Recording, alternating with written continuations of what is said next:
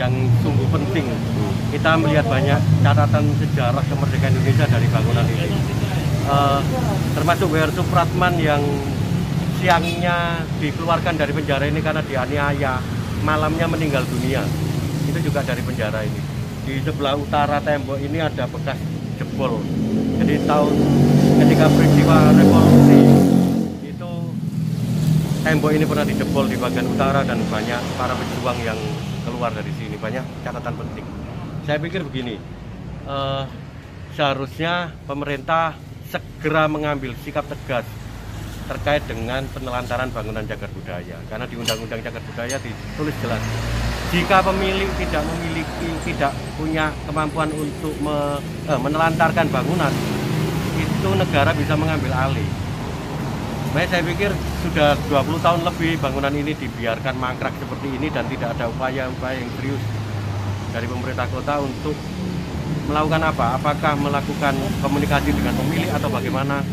Tetapi pada faktanya terjadi perusakan dan tidak ada upaya apapun untuk mempertahankan itu. Oh, tadi kan sempat melakukan sidak, ada bangunan yang dijebol untuk dijadikan bangunan, Pak. Itu anggapannya seperti apa, Pak? Ada bangunan baru, ada bangunan lama yang dijebol, di dalam itu sudah rusak macam-macam. Sebenarnya kita sudah hampir tiap tahun melakukan upaya advokasi seperti ini, tetapi regulasi kebijakan negara tidak segera mengambil alih. Jadi sikapnya saya mendesak tim ahli cagar budaya untuk datang untuk mengambil sikap. Ini sebenarnya kalau tegas pidana. Pidana, Pak, ya? Artinya siapapun yang merusak bangunan ini pidana, menelantarkan juga pidana. Jadi sikap negara seharusnya di undang-undang itu sekali lagi punya kuasa untuk mengambil alih pengelolaan kawasan ini, bukan mengambil alih kepemilikan, tetapi pengelolaan. Dengan keteladanan pemerintah, Pak. Ya, bekas penjara Kalisosok atau penjara Klober itu kan setahu saya dia menjadi bagian cagar budaya.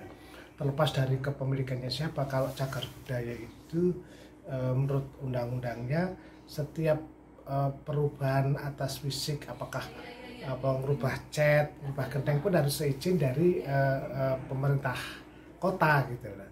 Jadi terhadap informasi bahwa itu beralih fungsi untuk aktivitas, seharusnya pemerintah tahu gitu loh terhadap pengawasan bangunan itu. Menurut saya ini kan sudah era keterbukaan informasi publik. Jadi publik harus tahu setiap peristiwa maupun aktivitas yang itu menjadi milik publik, istilahnya milik dalam kutip gitu. Nah disinilah saya kira pentingnya dinas pariwisata mungkin yang bagian cadang untuk menginformasikan kepada publik, Surabaya itu punya ini gitu loh.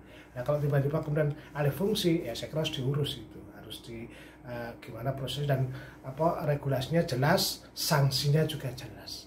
Harus ada ketegasan dari pemerintah kota terhadap pengawasan maupun pengelolaan dan pemeliharaan terhadap cagar budaya di Kota Surabaya. Ini kan sudah berlangsung sangat lama, Pak, begitu, sampai ada kos-kosan dan juga bangunan yang sudah tinggi di dalamnya, Pak. Artinya pemerintah kota kecolongan, Pak, ya, dengan sampai berdiri bangunan di dalamnya gitu, Pak.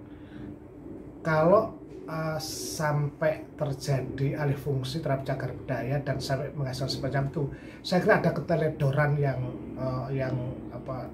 yang susah untuk saya mengerti terhadap itu. Jadi seperti tidak ada serius itu yang mengelola cagar budaya di Surabaya. Padahal ini kan kota tua, Surabaya itu kota yang bersejarah, kota pahlawan gitu loh. Seharusnya perhatian pemerintah kota terhadap cagar budaya peninggalan itu ya serius gitu loh. Saya kira ini teledor yang agak susah untuk ditolerir saya kira.